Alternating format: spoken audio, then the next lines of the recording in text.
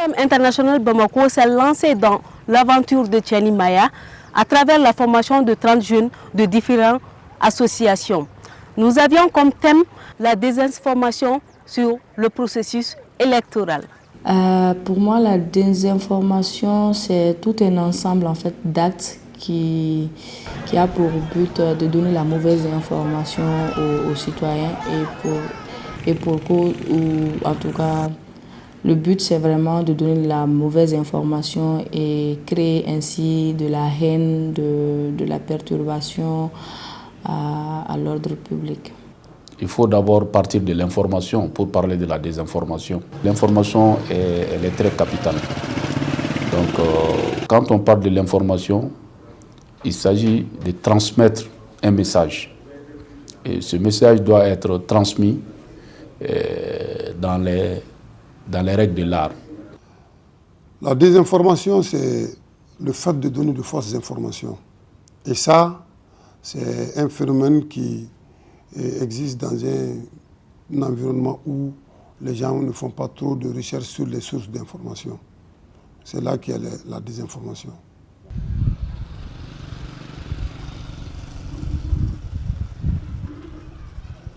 Et tout le monde sait que la crise que notre pays traverse présentement, donc il y a beaucoup de choses qui se disent sur les réseaux sociaux, à travers les médias, sur les radios, donc qui posent énormément de problèmes.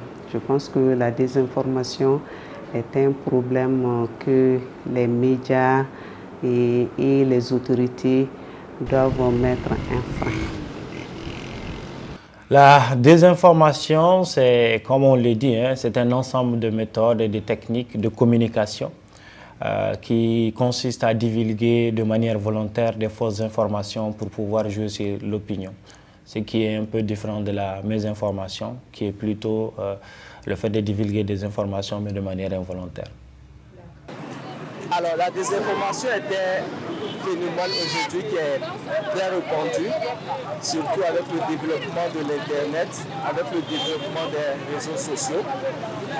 La désinformation, on la reçoit à travers nos messageries, à travers les groupes WhatsApp, à travers différents outils qui sont l'Internet.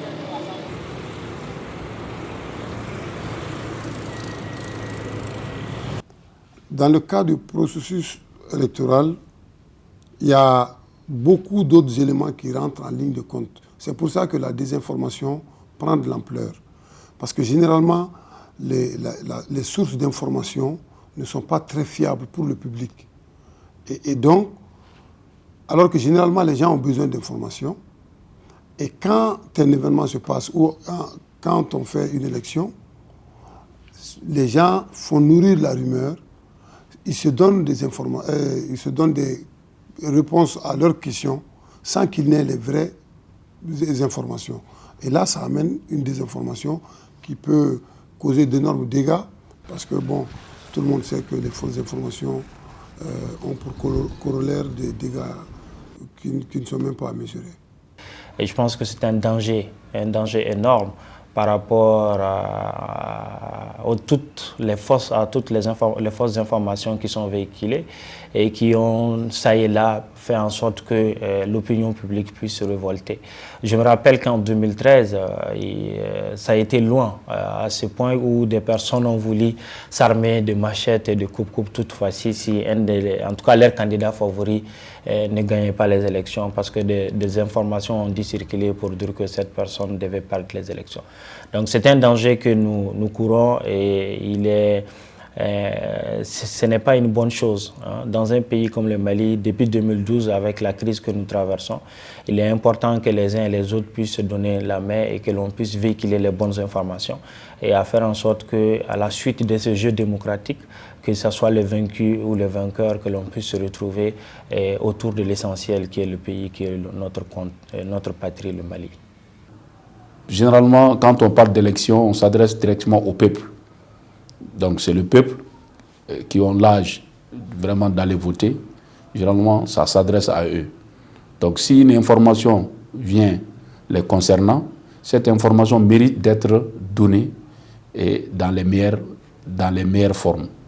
Cela veut dire qu'ils doivent recevoir la bonne information. Et si cette information est erronée, il va de soi que ça peut remettre en cause tout le processus.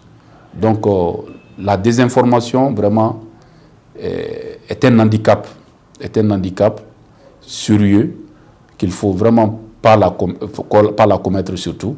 Mais si c'est le cas, ça peut vraiment bouleverser tout le système.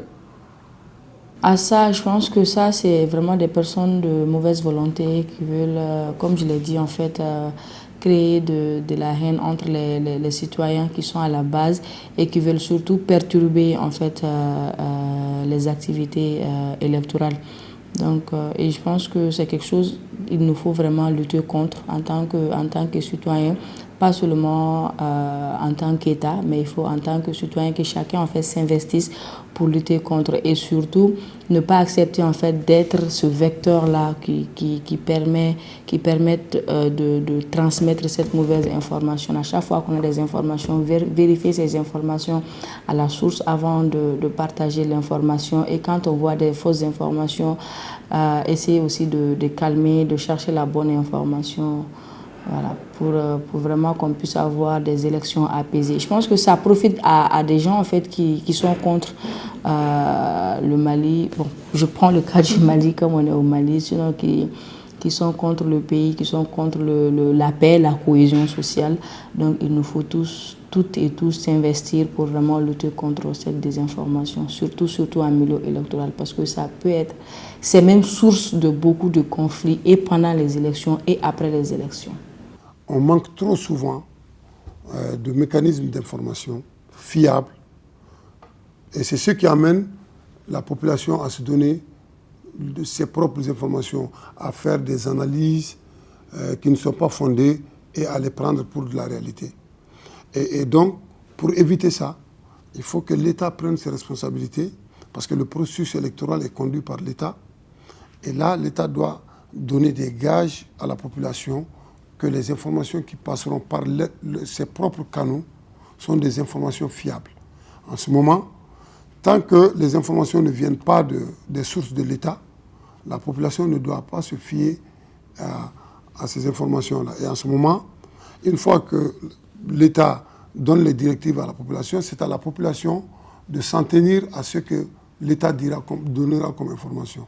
C'est seulement de cette façon qu'on sortira de la désinformation par rapport à un processus électoral. Bon, la population doit faire très attention parce que la désinformation peut amener beaucoup, comme je l'ai dit tantôt, beaucoup de problèmes. Donc, mais ce problème,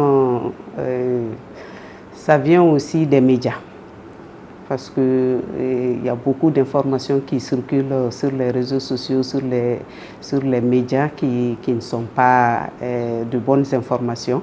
Moi, je pense que les journalistes, ils doivent aller à la source des choses avant de divulguer, vérifier la véracité de toute information avant de le divulguer.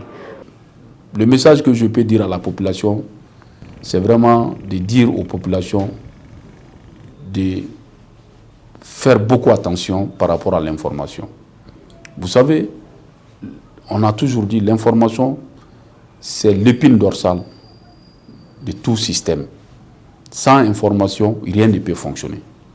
Mais si on ne la donne pas de la façon la plus correcte, voilà, ça peut donner un danger dans la société. Ça peut même aboutir à des guerres civiles. Il est important aujourd'hui que nous puissions nous ressaisir, mais faire en sorte que nous puissions être acteurs de la divulgation de la bonne information, parce que c'est un danger, c'est un fléau pour notre pays et pour toute la communauté internationale, le monde entier. Il est important, en tant que conseil, c'est dire aux gens que c'est important aujourd'hui, lorsque vous recevez une information, de veiller à vérifier la source de votre information avant de la divulguer.